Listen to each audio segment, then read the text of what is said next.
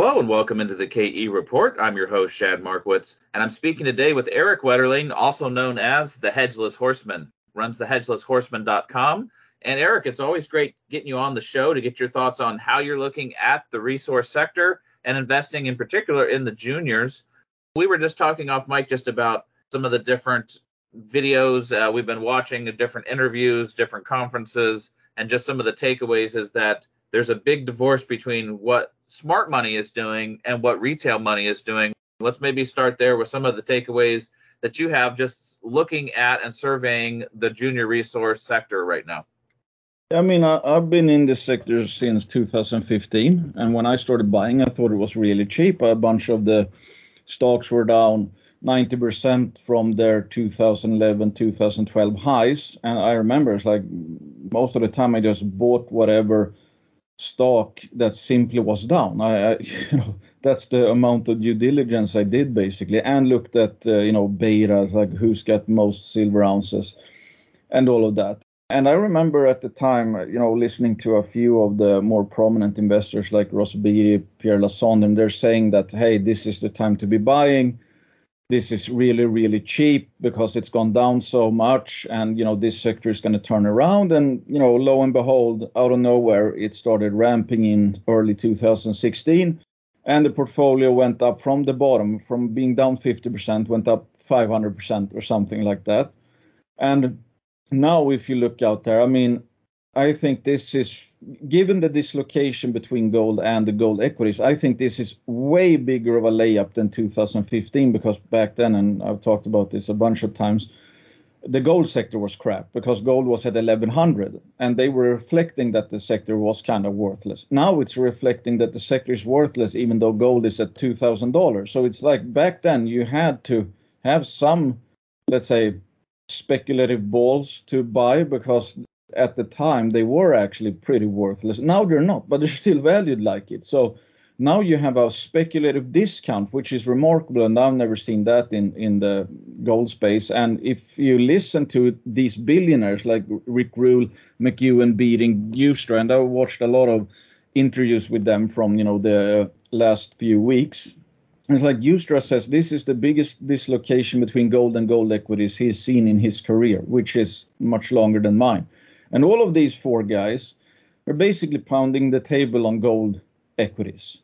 And it's not that they're just talking about it. You see Ustra show up in private placements. You see McEwen all over the place recently.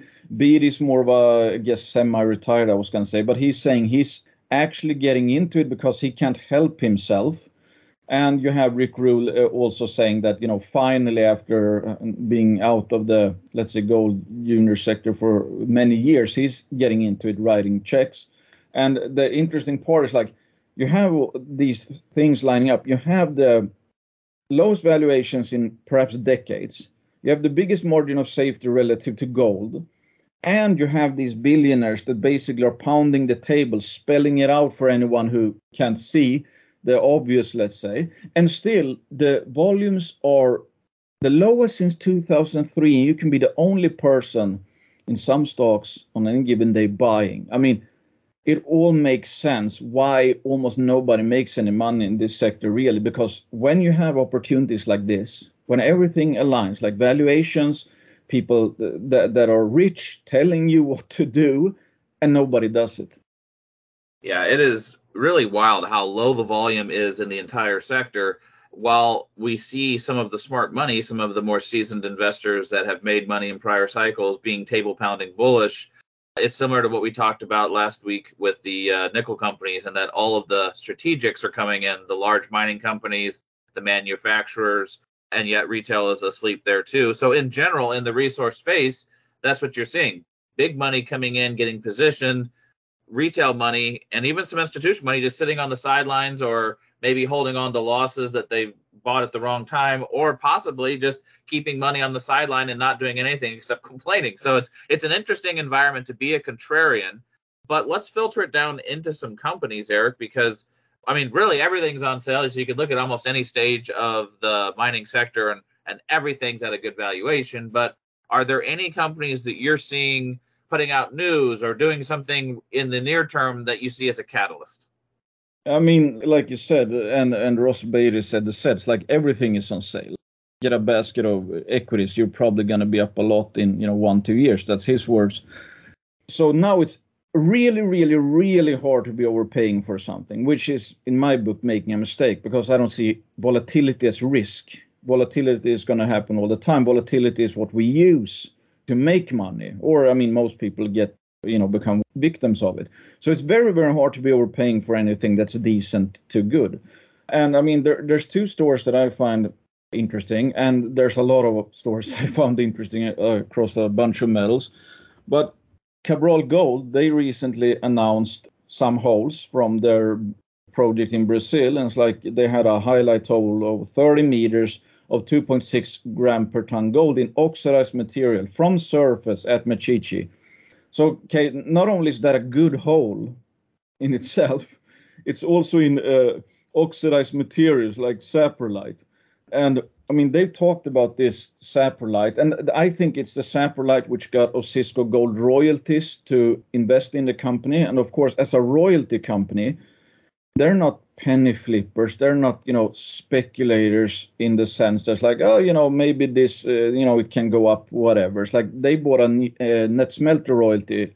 They get the payoff if it becomes a mine. So if you have royalty companies come in, especially the more, seasoned ones, the larger ones, I mean, they're saying, hey, we think this is a mine. And it can be, let's say it's not the sexiest thing for retail investors, but when you think about the fact that, and they've talked about the cutoff for these saprolite blankets might be as low as 0.13 grams per ton. You can only imagine the potential margins if you mine 2.3 gram material. I mean, this is probably some of the cheapest gold mining you will find on planet Earth, basically. And they have several of these blanket deposits. And in my opinion, it's like that's not why I bought into Cabral in the first place. It was for the hard rock exploration side, and they have a bit over 1 million ounces of that stuff. But it's like, I think this is actually the new, let's say, meat on the bones, as evidence why Osisko Gold Royalties got in shortly after they started drilling these oxide deposit, because it has kind of turned, and I think it's not too appreciated by the market just how high margin this stuff could be. And of course, like always, we retail are mostly, let's say, tempted by, how many millions of ounces do they have? And there could be mine or deposits out there with 2-3 million ounces, which is almost worthless. And there can be mines with just, let's say, or deposits with, let's say, 200,000 ounces or 100,000 ounces that actually could be more valuable than, multi-million ounce deposits. Yeah, it's interesting, especially with heap leach mining. If you find oxidized gold near surface, it does not have to be high grade like an underground mine, which a lot of, Canadian investors look at and think, oh, well, 2 grams per ton gold, that's not very high. But when you're thinking heap leach, like you say, it could be down to 0.13, or, there's a lot of mines operating at a 0.3, 0.4, 0.5 in Nevada that nobody would have gotten excited about for the grade, but it's really a question of, is the deposit economic? Just a quick follow-up on that. When you see a company like Cabral that has, let's just say, 1 million ounces defined elsewhere in the hard rock, in the sulfide, and this is true of a lot of companies, that's why I'm asking this question, where they decide to go do something else and they start looking at another area that maybe could be sooner in a mine life, or it could be a second project, or it could be another area of the same project where there's a higher grade zone. And people start looking at that. So the new area is barely getting any value, and the old area has been devalued to nothing. How do you look at it? Do you see it as something where eventually the optionality of both projects come back into the fold and people realize, oh my gosh, it's not just this one area, it's all the stuff they've already done? Yeah, I mean, that's a good point about the shareholders, the ones who bought it at time X. I mean, they have an idea why they bought it. Something got them interested. So when the stories change, and you can see that in different companies, that some make just a discovery, not another metal, which they didn't plan on doing, and all of a sudden that gets the focus. So that might, put off some of the previous investors, because that's not what they're all about. I mean, now I'm, in, let's say Hercules Silver's like, I was in for the silver, and now it's a copper story. So I'm actually getting out because I don't understand copper, I don't know what they're doing, and I'm a bull on silver. I don't know anything about copper, whatever. So I mean, I'm not sure how this is gonna play out, but sometimes obviously you can have a kind of opportunity there where it's like it's a new thing, which few people realize that it's like, hey, this is valuable, this is even more bang for the buck, even lower hanging fruit.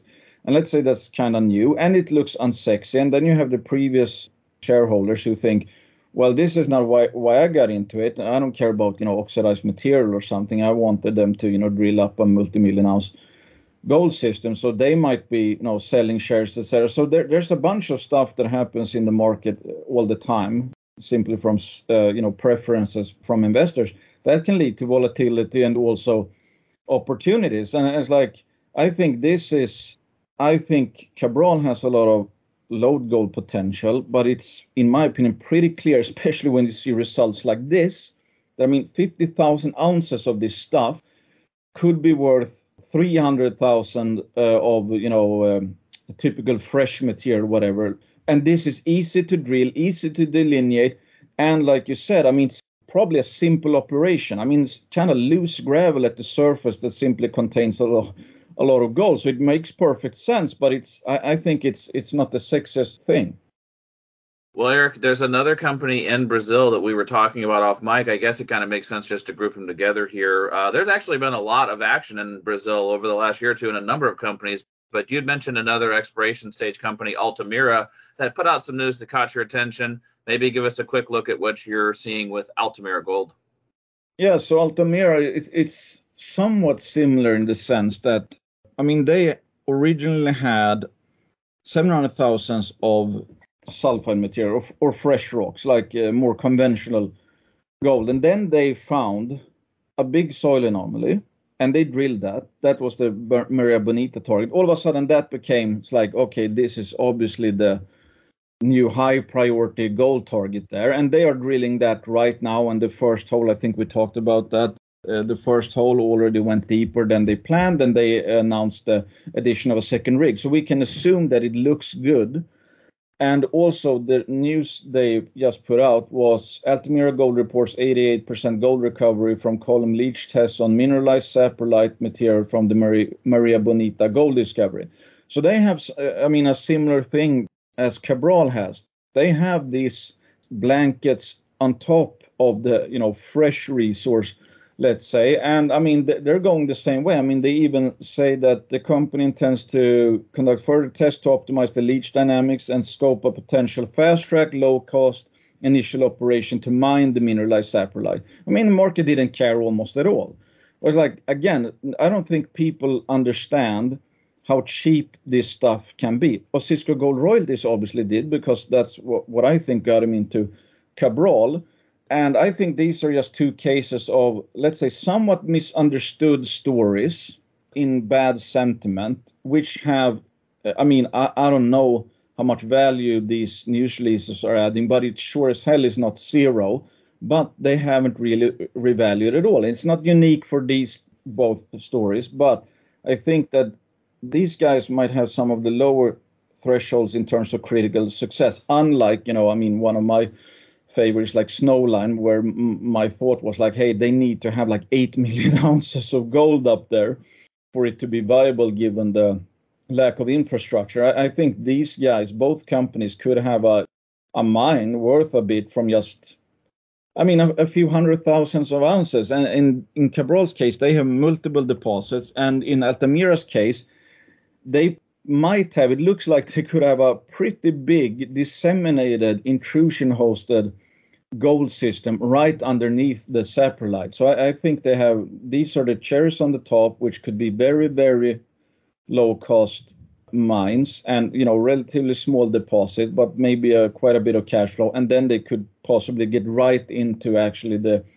fresh rock. So I think this is great. I mean, think of the companies typically want to go for a starter pit, the high margin stuff that pays it off quickly. I think both of these have a chance of not only having, especially in Altamira's case, a pretty big disseminated mine, but both have, stuff at surface that can really super boost the economics.